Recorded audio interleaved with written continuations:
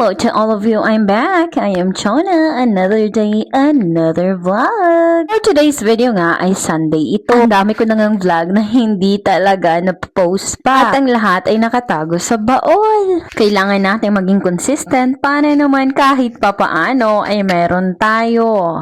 At ito nga pala ang buhay ko dito sa Amerika. Ito na ang aking magiging content ngayon. A day in my life as a content creator dito sa Amerika. At ito na nga, ang rumbo namin ni Joe ay pupunta kami sa Asian Delight doon sa Kentwood. At ito nga, talaga namang namangha ako dito sa malaking orasan nila. Akala ko nga ay talagang medyo tower lang siya. Pero guys, nakakatuwa kasi ang oras doon ay talagang sakto sa oras dito sa sasakyan. At sabi ko nga kay Joe ay daan muna kami dito sa may Blossom. Ang sabi ko sa kanya ay videohan niya ako, pero nako parang maiinis ako. Tignan nyo ba naman kung paano ang video niya. Medyo may kaartihan tayo kaya nung hindi tumugma sa atin ay talaga namang nagdadabog tayo.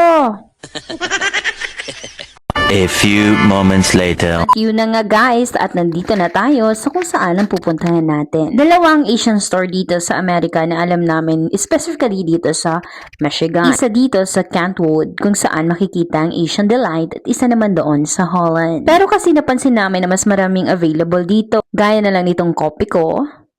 At syempre meron din silang Ovaltine at Milo. At syempre, kumuha tayo ng Milo. At sabi ko nga, wow, talaga naman ito nasakto sa sardinas. At dahil nga Asian store ito, ay available dito yung mga Japanese din ng mga foods, Vietnamese, Thailand, mga Thai food, and then Filipino food. Hindi ko sure kung may nakalimutan ako. At meron din sila ditong mga pansit canton na iba-iba ang mga flavors. Kaya naman kumuha na ako. What is that? At si Joe naman, Yeah, you like this?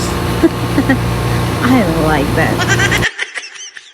At bumanat pa nga. At yun na nga, dahil na-miss natin ang mga noodles sa Pilipinas, ay kumuha na rin tayo ng pancit canton with calamansi flavor at naman yung spicy flavor, and then Lucky Me, beef na beef at ang chicken. At gusto ko rin magluto ng may gata, kaya naman kumuha na rin ako ng coconut milk. And syempre guys, ay diretso na tayo sa mga dilata. Ito naman sa kanilang mga canned goods ay meron silang 555 tuna calamansi, Century tuna, at ang kanilang sardinas na Ligo sardine. Masarap naman ang Century, kaya lang mas bet ko ang Ligo sardine. Yan naman, hindi ko na talaga pinalampas. At syempre medyo natuwa ako kasi mayroon din sila ditong magic sarap, Mamasitas, at naman yung mga Knorr seasoning. Ang kanilang Mamasitas sinigang ay nasa $2.25.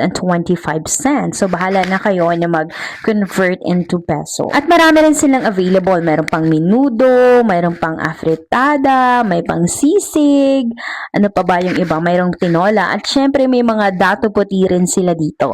May mga silver swamp soy sauce, Knorr liquid seasoning, may bagoong hipon. At syempre, kumuha ako ng bagoong hipon at talaga namang na-miss ko ang bagoong. Habang nakikita ko nga ang mga pagkain na ito ay talaga namang sinasabi ko sa sarili ko na wow, I felt like I'm home.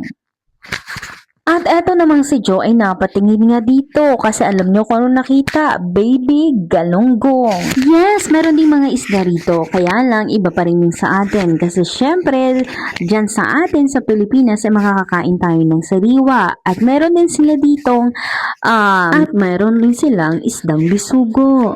Na sa unang tingin pa lang ay talagang ini-imagine ko na talagang sabi ko ang sarap nito sa sinigang. At dito naman sa kanilang chicheria section ay meron ditong Oishi, diba? Talagang Pilipinas na Pilipinas. At marami pang iba, mayroong cheese ring, cracklings, at talaga namang magkaiba lang tayo sa presyo pero ang lasa ay parehong-pareho. At ito namang asawa ko, talagang alam na alam niya kung anong pangangailangan ko sa loob ng bahay at talaga namang nakakita pa siya ng walis. Sabi ko nga ay tamang-tama kasi ang kitchen namin ay hindi naka-carpet kasi nga naman kung naka-carpet ay talaga namang messy. Kaya sobrang napaproud talaga ako sa asawa ko na ito kahit alam kong maliit na bagay lang to sa iba, ay talagang sobrang laki na sa akin. And syempre, talagang naman natawa ako sa kanya kasi Talagang tuwang-tuwa siya nang nakita niya ang efficacent at ang salon pass. Ang edad nga natin ay hindi pa lumalampas sa kalendaryo pero parang nasa senior citizen na. Ayos na lang talaga tayo. At meron rin sila ditong Kopiko Candy at sa baba ay XO. Diba? Ito nga pala ang mga favorite ko, ang coffee candy. At syempre, yun lang yung mga pinakita ko sa inyo na mga binili namin doon sa Asian store. Kaya naman, thank you Lord. Kasi kahit nasa malayo ako ay ramdam na ramdam ko pa rin ang Philippines. Kaya naman, hanggang dito na lang ang aking video. Don't forget to follow. God bless and ingat kayo. Love you!